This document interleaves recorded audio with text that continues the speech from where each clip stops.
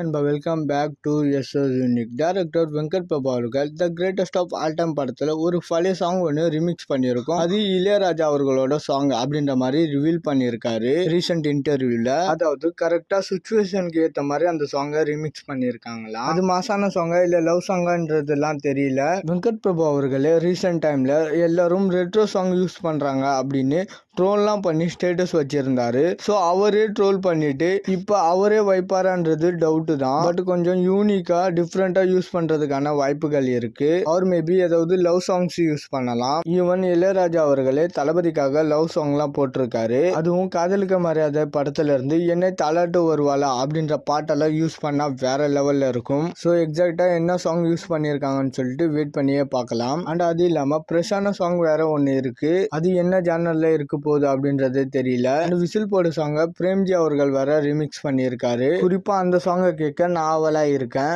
ஏன்னா வெங்கட் பிரபு யுவன் காம்போல வர்ற படங்கள்ல பிரேம்ஜி பண்ற ரீமிக்ஸ் எப்பயுமே வேற லெவல்ல இருக்கும். அண்ட் இன்னொரு இன்ட்ரெஸ்டிங்கான விஷயம் என்னன்னா the greatest of all time படத்துல இருந்து 4th சிங்கலா ரிலீஸ் ஆன மற்ற சாங் ஆக்சுவலா படத்திலேயே இல்லையா. பிரபுதேவா அவர்கள் தான் ஸ்கிரிப்டை கேட்கும் போது இந்த இடத்துல ஒரு சாங் தேவைப்படுது, ஒன்னு வைங்க கண்டிப்பா சூப்பரா ஒர்க் ஆகும் அப்படின்ற மாதிரி இன்சிட் பண்ணாராம். அண்ட் பிரபுதேவா அவர்களும் ஒரு இயக்குனர்ன்றதுனால அவரோட கருத்தை மதிச்சு இந்த ஒரு மட்ட சாங்கை வச்சிருக்காங்க. அண்ட் ஆல்சோ விசில் போடு சாங் கம்போசிங்ல வெங்கட் பிரபு அவர்களுக்கு பெருசா உடன்பாடு இல்லையா. இன்ட்ரோ சாங்ன்றதுனால கம்போஸுக்கு முன்னாடியே 4-8 கட்டையில போலாம்னு நான் சொன்னேன். பட் ஆனா யுவன் தான் வேணாம் வேற மாதிரி பண்ணலாம் அப்படின்னு விசில் போடு சாங்கை கம்போஸ் பண்ணா அப்படின்னு சொல்லிட்டு லைட்டா ஒரு இடத்துல யுவனை பத்தி வளரிட்டாரு. ஸோ வெங்கட் பிரபு அவர்களுக்குமே யுவன் அவர்கள் மேல ஒரு டிசப்பாயின்மெண்ட் இருக்கு. அதுவும் படம் கமிட் ஆனப்போ வெங்கட் பிரபு அவர்கள் சஜஸ்ட் பண்ண நேம் பாத்தீங்கன்னா அனிருத் அவர்களாம். பட் தளபதி தான் வெங்கட் பிரபு யுவன் காம்போவை உடைக்க வேணாம்னு யுவன் அவர்களையே போட சொல்லியிருக்காரு.